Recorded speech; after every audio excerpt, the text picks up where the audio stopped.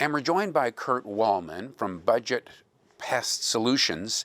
So Kelowna, number 4 in the country as rattiest city. Does that ring true to you? Well, I mean, I read that article as well, and it's totally possible just because of our environment and our geographic location and our mean temperatures throughout the year. A lot of these rats can't survive outside in Regina or Winnipeg or places like on the prairies. And that's why it's easier for Alberta, let's say, to control rats because it's much colder there. Here in the Okanagan, I mean, we have a warmer climate. We don't usually get really cold here in the wintertime, and so these roof rats can quite easily survive here and be very prolific. People like it here, and so do rats, I guess. Exactly. No, exactly. The same reasons we're here as the rats are here. And again, the roof rat's favorite foods are fruits and vegetables, which we may have a little bit of that here. And roof rats, this is the kind of rat we typically get here. Yes, there's basically 2 rats in the world. I mean, that are in numbers, and that's the Norway rat and the roof rat. Norway rats are the ones you see in the movies, you see in New York, or you'll see at the ports and at the port area in Vancouver. They can be quite large. They're scruffy looking, and they're those are the Norways. The roof rats, or we call them black rats here, are black or a gray, and they usually have a nice coat on them. They usually look pretty nice, actually. A better looking rat. They look like pets, and they don't get as big. They only get to be under a pound, like 380 grams, and 40 centimeters long. Their tail, there's 2 ways to tell them. If you see them and you see this long tail, that's a roof rat. If you see their droppings, and their droppings are pointed, that's a roof rat. If their droppings are stubby, that's a Norway rat. They have, so you have to know your poop in this business. But and there's been reports of Norways here. I've never seen one myself. It's possible. I mean, I kill many more rats than I actually see them. I mean, when I'm using poisons or whatever, right. I've killed thousands of rats, and to my knowledge, none of them have been Norways. They've always been the roof rats. Right. And does it seem like you've been doing pest control for decades? Does it seem about like 15 years? Okay. Is it getting worse? Well, we didn't have roof rats here 10 years ago, or approximately 10 years ago. I mean, I remember getting a call from one of the medias, and I can't remember who, it doesn't matter. And, there's been reports of rats in Glenmore. And I go, well, I says, I've never seen them. If a homeowner or a property owner, even a business owner, says, okay, I've seen a rat, or I've seen signs of a rat, what should be their first choice in terms of trying to control the rat or eliminate them? Well, the first thing we do is eliminate the access if we can. So if we'll go around the building or whatever and find out if there's holes or gaps. A lot of the culprits are people have done upgrades to AC air conditioning and HVAC systems, and there's a hole. You've got some examples here of things that could sort of block off entryways. I mean, for the homeowner, I mean, this is if there's large gaps and you're able to cut it to size, staple it. Mice can't get through this. This is available at Home Depot or Rona or anything steel like wool that. over here. Steel wool, for very simple. Buy a thing of steel wool, stuff it in the holes. If another option is the foam insulation, which is more permanent, and it also helps insulate your home. Right, keeps the heat out. Because what happens? I mean, rats and insects are heat-seeking missiles. They, during the wintertime when air is escaping from your home, they'll detect that, and if there's a hole there, they'll come through it. Sometimes people, have called me and said, well, I got rats running around the yard. They're in the cedar hedges, anywhere where you have a place where there's a lot of harborage. Roof rats love harbor. They don't like to be in the open. So anywhere you have cedar hedges, they'll be in there. So then the solution is not a one-time fix. It's okay. You know what? We're going to put in some baits, what they call bait stations. We're going to put in some of these bait stations. Okay, so this is a bait station here. This where a rat can get in. Yeah. Where's the entry point? Get in. Yeah, a rat or a mouse. Yeah. A rat or a mouse can get in either side. And then he comes in, and these are locked to prevent children and pets from accessing them. So they're locked, and then they come in, and they feed on the bait. This is called diphacinone, which is a first generation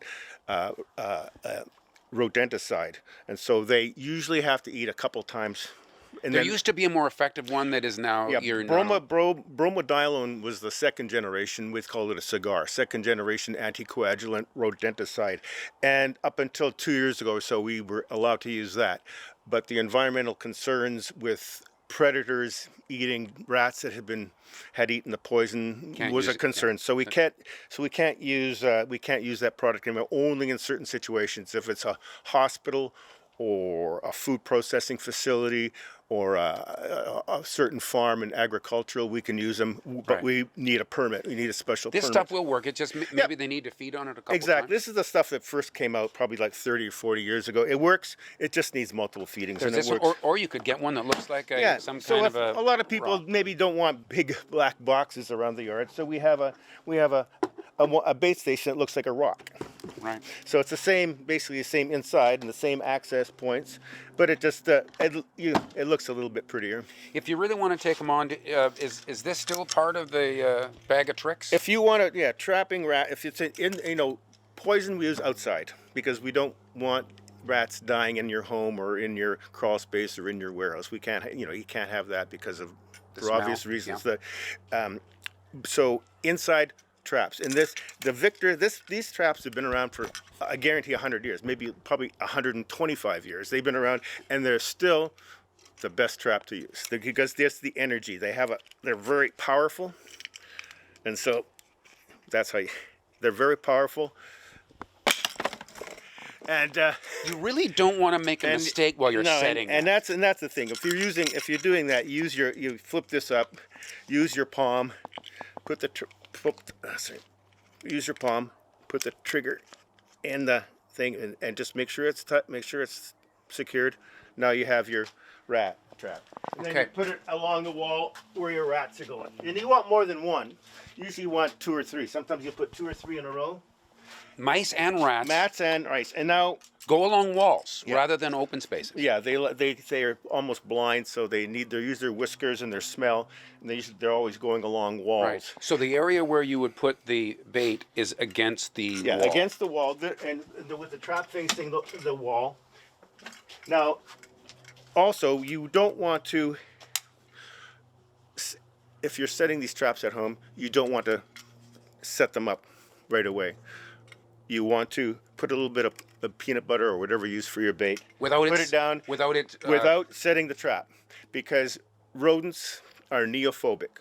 So neophobic means the neo is new, phobic is they're scared. They're very, very aware of changes in their environment. And so they'll be very wary. So sometimes they'll just sort of sneak up to a trap, and if they set it off with their whiskers, and then the thing goes flying like I just did there, you'll never catch that You're going to rat. happily feed them a few times Yeah, before you have to load that. you have to get them used to that trap. And so if you have a number of traps, for 2 or 3 nights at least, put a little bit of peanut butter on them, and you'll know if it's been eaten or not. They'll eat it all. And once you know that they're comfortable with that trap, then lock and load. Then I'll lock and load them all, and you'll be a lot more successful at trapping them. Sometimes we'll have to go to the ugly way. Uh-oh. Yeah, and this is what they call a glue board.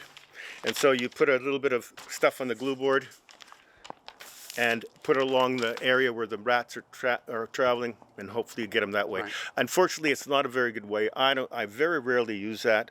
Most operators very, very rarely use them. It's sort of a mean it's not a humane way. Don't tell me you're a pest control guy who has a soft spot in his heart for rats. Well, not really, but I don't like to see any animal suffer. I don't like. I can't. I don't like. They're an animal. It's not their fault they're here, but we have to get rid of them because roof rats can carry diseases. They're one of the worst pests to carry diseases, and we've been very lucky in the Okanagan. The guys in my industry. We have to clean out crawl spaces, clean up rat droppings, and none of us, to my knowledge, no one's got sick yet. But on the same hand, I would think it would be nice if Interior Health would probably call upon some of the companies to, once they trap some rats, to do testing on them to see what kind of diseases that they're possibly carrying. It's Yeah. just not for just the people that are handling their feces and all the time, but for just because if they get into a home or whatever and they chew into some food or whatever, I mean, they can with their saliva, and if you're not aware of it, you can these diseases could possibly be transferred. So if you do get rats, it's very important. Take care of it. Just like cockroaches, get rid of. You need someone, a professional, to get in there and take care of it. Terrific. Well, thanks very much. Yeah, thank you very much. Yes. Can I do a shout out? Sure. I'd like to do a shout out to my family in Winnipeg, Aaron and Nolan and Izzy and Hunter. How you guys doing? In the land of almost no rats. Well, in the land of almost no rats, exactly. They're in Winterpeg. All right. Thanks again. And thanks for watching Kelowna Now.